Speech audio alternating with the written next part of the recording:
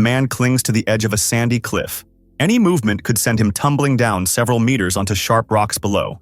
A group of surfers heads to a remote island, chasing big waves. They enjoy themselves and gather around a fire each evening. During one of these nights, the oldest of them, Nilo, shares that he's in love and plans to leave surfing to move to Canada with his girlfriend. Most are supportive, but Alvaro is clearly not thrilled. Alvaro, feeling upset and intoxicated, silently watches his ex-girlfriend Ona. They had recently broken up due to his constant arguing and cheating. That night, Ona dances with another guy, which angers Alvaro. He drunkenly confronts the man and causes a scene, forcing Nello to step in and pull him away. Later, as the friends talk, Nello urges Alvaro to open up. Alvaro admits he's hurt that Nello is abandoning their shared dream to travel the world surfing and chasing girls. Nello, now expecting a child, says he's outgrown that phase and wants to build a future with his partner. He invites Alvaro to visit in Canada, but Alvaro isn't excited by the idea. It turns out Alvaro had already bought 2 tickets for a surf trip to Indonesia, planning to go with Nilo. Now he offers them to Nilo and his girlfriend instead. Nilo is touched by the gesture, and it seems the two might patch things up. But deep down, Alvaro still feels betrayed by his friend's new life. Alvaro then drives off alone to the far side of the island. The next morning, he wakes up in his car, hungover and foggy-headed. His phone buzzes with messages. His sister reminds him it was her birthday yesterday, which he forgot. And his father is seriously ill and misses him. Despite everything, his family expresses understanding and says they'll be there when he's ready. Alvaro reaches the island's most barren area. With his board and backpack, he hikes in search of waves. As he walks along a steep sandy cliff, he stumbles and drops his board. The loose sand carries him dangerously close to the edge of a high, rocky drop. He clings on with all his strength but can't climb back without risking a fall. His fingers dig into the sand, but he keeps sliding. Just then, his phone rings from inside his backpack.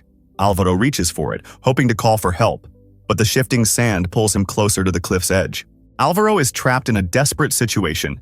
He's hanging directly above sharp rocks and shallow waters, with no way to climb back up or save himself. He listens carefully, trying to time a wave hitting the rocks so he can leap without smashing into them. When the timing feels right, he jumps. He slams his hip on a submerged rock but manages to surface. He climbs onto a rock, stands, takes one step, and immediately collapses. His hip is broken from the impact, though he didn't feel it right away. After some time, he regains consciousness. The second fall left him with a deep gash in his palm, a head injury, and a bleeding thigh. Fortunately, he can still move the toes on his injured leg.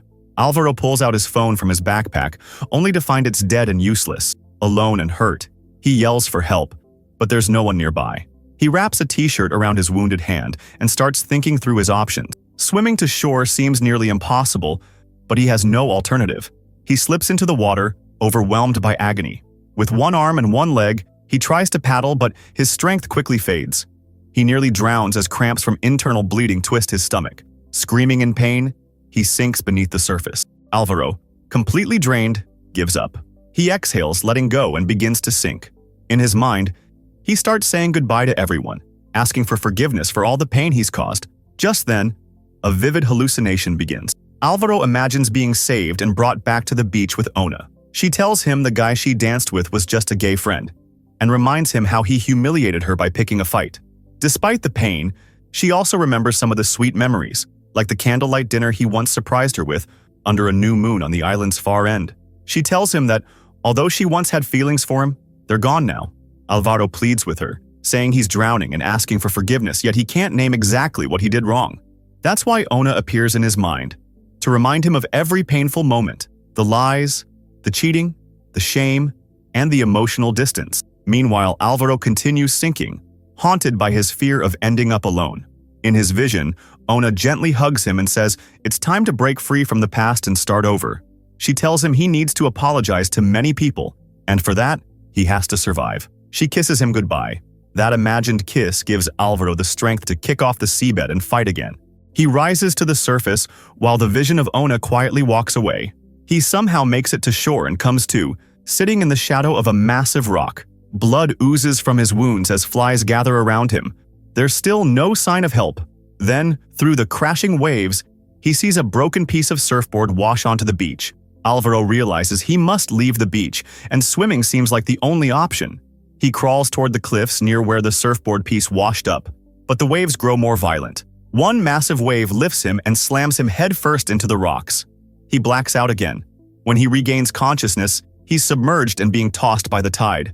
His backpack strap catches on a rock, holding him in place. A helicopter flies overhead, but the pilot fails to spot him.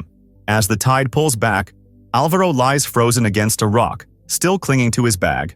A seagull lands and starts pecking at his torn palm, snapping him back to awareness. He drags himself into the shadows. On the way, he accidentally drives a stray fishhook into his hand. The pain, blood loss, dehydration, and complete powerlessness crush him emotionally. Once again, Alvaro passes out. He wakes up in the middle of the night, parched. He digs a shallow hole in the sand and lines it with foil from his backpack. He urinates into it, hoping to drink it later.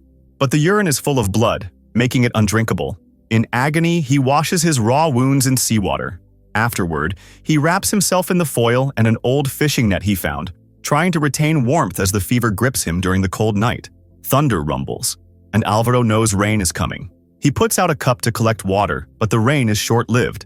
He gathers only a few drops, far from enough to hydrate. Through the night, he repeats to himself over and over that he doesn't want to die, like a desperate chant to stay alive. At dawn, a seagull comes at him again, but this time he's ready, with a stick covered in nails. He drives it away and yells curses after it. Then, out of nowhere, he hears his phone ringing nearby. Alvaro believes the tide must have washed it ashore, somehow still working. He digs it up and answers a video call from his parents. He explains his ordeal and begs them for help. But during the call, his parents only chat about everyday things, not realizing the danger he's in. Alvaro suddenly understands it's all in his mind, a hallucination. Crying, he tells his imaginary parents how much he loves them. As the vision fades, he notices the piece of surfboard again, now within reach. In another hallucination, he sees his surfer friends waving at him, calling him to join them in the water. He imagines himself back on his feet, racing to catch a wave. The memory fills him with longing for the life he once had, carefree and full of joy. But the brutal truth remains. He's still lying wounded and helpless on the beach. Determined to survive, he repeats aloud that he doesn't want to die, declaring it to the circling gulls. Then he remembers Ona, gathers every bit of strength left in him, and pushes off on the board fragment. In the distance, he spots a boat with people, but he can't tell if it's real or another cruel mirage. Alvaro thinks of Ona and pushes himself forward in the water. But his energy runs out and he sinks, losing all hope. His final thoughts are only of her. Just then, a boat passes overhead. A diver jumps in, reaches Alvaro, and pulls him to the surface. As this happens, a medallion falls from Alvaro's neck, sinking to the ocean floor. A piece of him left behind. A helicopter soon arrives, and medics rush to stabilize him. At the hospital, Alvaro is visited by Nilo. Still shaken but alive, Alvaro shares what helped him survive. He says it was the fear of death and the crushing guilt he carried for how he treated his loved ones. He didn't want to be remembered as someone they hated. He tells Nilo that he wishes he had celebrated his friend's crush instead of feeling jealous. Alvaro admits he used to be self-centered, but now wants to change. He regrets not hugging his father for years or telling him he loved him. He also confesses he never truly loved Ona. He liked her because she made sense, not because she was right for him. Despite the pain, Alvaro decides it's time to let her go. The most important thing he learned is that being alone doesn't mean he can't survive. With tears in his eyes, Alvaro finishes telling his story. Time passes, and he recovers in the hospital. He chooses to begin a new chapter. That's when Ona appears to visit him.